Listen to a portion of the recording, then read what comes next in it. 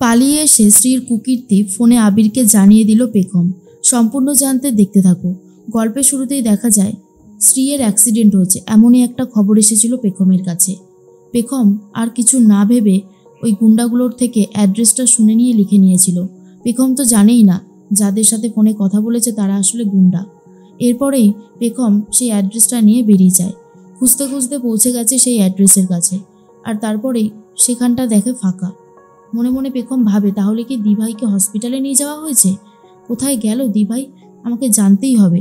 গুন্ডাগুলোর কাছে এসেই জিজ্ঞেস করে, আচ্ছা দাদা, এখানে কাউকে দেখেছেন? মানে এখানে অ্যাক্সিডেন্ট হয়েছে? গুন্ডাগুলো বলে, এখনও তো হয়নি, তবে হবে। এরপর পেখমকে নিয়ে জোর করে গাড়িতে তুলে নিয়ে চলে যায়। অন্যদিকে বাড়িতে আবির এসে পেখমকে খুঁজতে শুরু করে আর বলে, পেখম কোথায় গেল? ওকে তো কোথাও দেখছি না। ও তো এইভাবে না বলে কয়ে চলে যাওয়ার মেয়ে নয়। ফোন করছি, ফোনটাও ধরছে না। পিসিমণি বলে, কি রে আবির, এত ঝটপট করছিস কেন? কি হয়েছে? আবির তখন বলে, পিসিমণি, অনেকটা সময় হয়ে গেছে, আমি পেখমকে খুঁজে পাচ্ছি না। ফোনেও ফোন যাচ্ছে না। আমার না এবার খুব চিন্তা হচ্ছে। তখন পিসিমণি বলে, সে কি? দেখ আশেপাশে কোথাও আছে হয়তো। আবির তখন বলে, আমি অনেক খুঁজেছি কিন্তু পাচ্ছি না, আমার খুব চিন্তা হচ্ছে জানো তো। তখনই কাকাই বলে, পাশেই তো বাপের বাড়ি, দেখ সেখানেই হয়তো রয়েছে। ওর তো এর আগেও না বলে কয়ে চলে যাওয়ার স্বভাব আছে, সেজন্যই বললাম। তমালিকা বলে, কোথায় গেল পেখম? অন্যদিকে রনিতা বলে, আচ্ছা আবির, তুমি তো আর আমাদের সাথে এক হাঁড়িতে ভাত খাও না, তুমি আলাদা হাঁড়িতে ভাত খাও, আর সেই জন্য কাউকে কোনো কৈফিয়তও দাও না। সকালবেলায় তুমিও তো বেরিয়েছিলে, কোথায় গেছিলে আমাদেরকে বলেছিলে? বলনি তো, তাহলে তোমার বউবা আমাদেরকে বলে যাবে কেন? আর আমরাও জানি না পেখম কোথায় গেছে। পিসিমণি বলে, ছোট চুপ করবি তুই, বড্ড বেশি কথা বলছিস কিন্তু। ও ওর স্ত্রীকে খুঁজে পাচ্ছে না, ওর চিন্তা হওয়াটাই তো স্বাভাবিক একটা ব্যাপার। আমি তো সেটাই বুঝতে পারছি না যে তুই কেন এরকমভাবে রিয়াক্ট করছিস। আবির বলে, আমি আমার স্ত্রীকে ঠিকই খুঁজে বার করব। এরপর স্ত্রী বলে, দেখ আবির, আমার মনে হয় তোর বউ না পালিয়ে গেছে ভয়ে। আসলে ও তো জানে ও একটা মিথ্যেবাদী, আর ও রনকে কোনোভাবেই অপরাধী প্রমাণ করতে পারবে না, সেই জন্যই পালিয়ে গেছে। আবির তখন বলে, তুই এখনো পেখমকে ঠিক মতন চিনিস নি রে দিভাই, সেই জন্য এই সমস্ত কথা বলছিস। পেখম অন্যায়ের ময়দান থেকে পালিয়ে যেতে শেখেনি, বরং অন্যায়ের প্রতিবাদ করতে শিখেছে। আর আমার তো পেখমের জন্য যথেষ্ট গর্ব হয়। তুই কি ভাবছিস যে তুই একা জিতে যাবি? আরে না রে, ওই রন কত বড় অপরাধী সেটা যখন সবার সামনে আসবে তখন পারবি তো নিজেকে ক্ষমা করতে?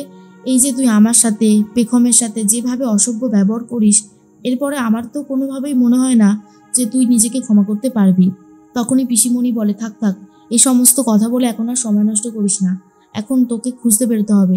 আমিও দেখছি আমার চেনা জানা কয়েকজন আছে পাড়াতে, পেখমকে দেখেছে নাকি জিজ্ঞেস করি। পেখমকে খুঁজে পাচ্ছে না বলে আবির খুবই চিন্তা করতে থাকে। অন্যদিকে আস্তে আস্তে সন্ধে হচ্ছে, আর অন্যদিকে স্ত্রী মনে মনে ভাবে, পেখমকে কিভাবে জব্দ করলো কে জানে। গুন্ডাগুলোকে যেমনটা বলেছিলাম তেমনটা কি আদৌ করতে পেরেছে? এর মধ্যেই গুন্ডাগুলো গাড়িতে বসে বসে ঘুমাতে থাকে।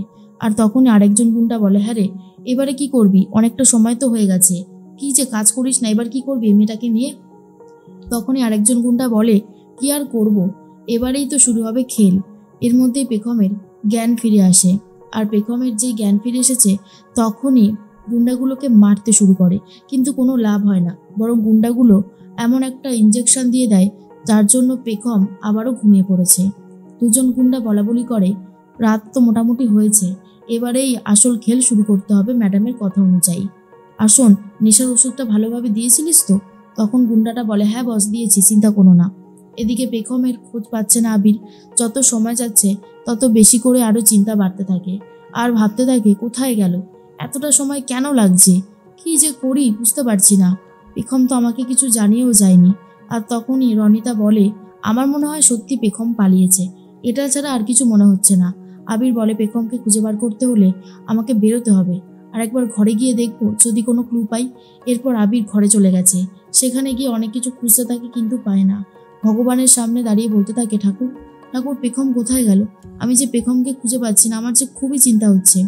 এর মধ্যেই গুন্ডাগুলোর কাছে ফোন করেছে স্ত্রী, আর বলে, নাটক কি শুরু করেছো? গুন্ডাগুলো বলে, ম্যাডাম এতক্ষণ তো সন্ধে হচ্ছিল না, এখন মোটামুটি সন্ধে হয়েছে আর একটু রাতও হয়েছে, তাই এখনই আমরা ওই ম্যাডামকে পেখম ম্যাডামকে পাবে নিয়ে এসেছি, এবার কি করতে হবে বলুন।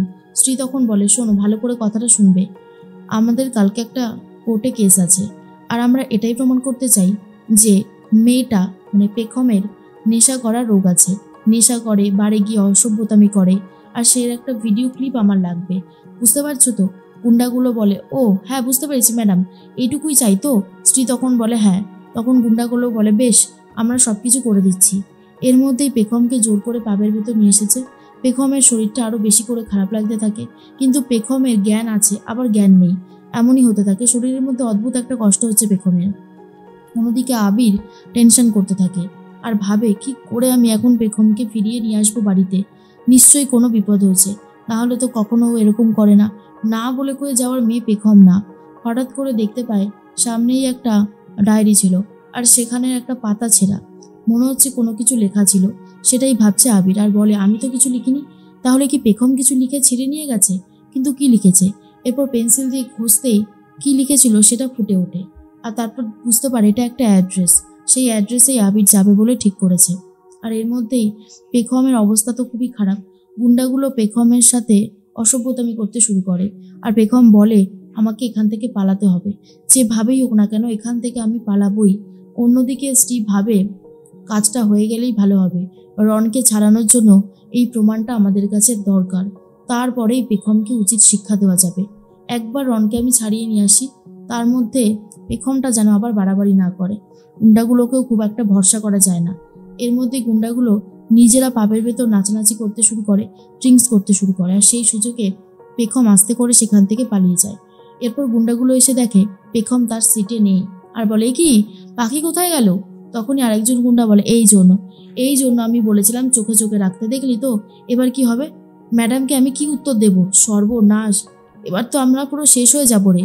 পেখম আস্তে আস্তে লুকিয়ে পড়ছে, গুন্ডাগুলো খুঁজতে শুরু করে। অন্যদিকে আবির সেই অ্যাড্রেসে পৌঁছে গেছে। এরপর আবির ভাবে কোথায় পেখম? এখানে তো কেউই নেই, ফাঁকা। কি করব আমি এখন? কি করে খুঁজবো? পিসিমণি বাড়িতে খুব চিন্তা করতে থাকে আর বলে আচ্ছা রনিতা, সবসময় আবিরকে আর পেখমকে কথা না শোনালেই কি নয়? তুমি বুঝতে পারো না? ওরা তো একাই থাকে, ওদেরকে এত কথা শোনাও কেন? তখন রনিতা বলে আমি আর কি করলাম, ওরা যা কাজ করে সেজন্যই কথা শুনতে হয় ওদেরকে। এর মধ্যেই পেখম ফোন খুঁজতে থাকে আর কোনোভাবেই ফোন খুঁজে পায় না। তারপর একজনের থেকে ফোন নিয়ে আবিরকে ফোন করেছে। আবির তখন বলে এটা আবার কার নাম্বার? আননোন নাম্বার মনে হচ্ছে। এরপর আবির বলে কে বলছেন? পেখম বলে আবির আবির আমি পেখম বলছি, আমাকে দুজন গুন্ডা তুলে নিয়ে এসেছে, আমি কোনো মতন পালিয়ে এসেছি বাইরে, আর এই পুরো চক্রান্তটাই করেছে দিদিভাই। হ্যাঁ, দিদিভাই অ্যাক্সিডেন্টের খবর পেয়েই আমি এখানে এসেছিলাম, তারপরে ওরা আমাকে কিডন্যাপ করেছে। আবির তখন বলে তুমি কোথায় আছো বলো পেখম, আমি এক্ষুনি তোমার কাছে আসছি। তারপরে ওই গুন্ডাগুলোর মজা আমি দেখাচ্ছি। আবিরকে বলে দেয় কোথায় রয়েছে, আর আবির সেই অনুযায়ী পেখমকে খুঁজতে চলে যাচ্ছে। আর স্ত্রী বুঝতে পারে এবারে স্ত্রীর কপালে দুঃখ আছে।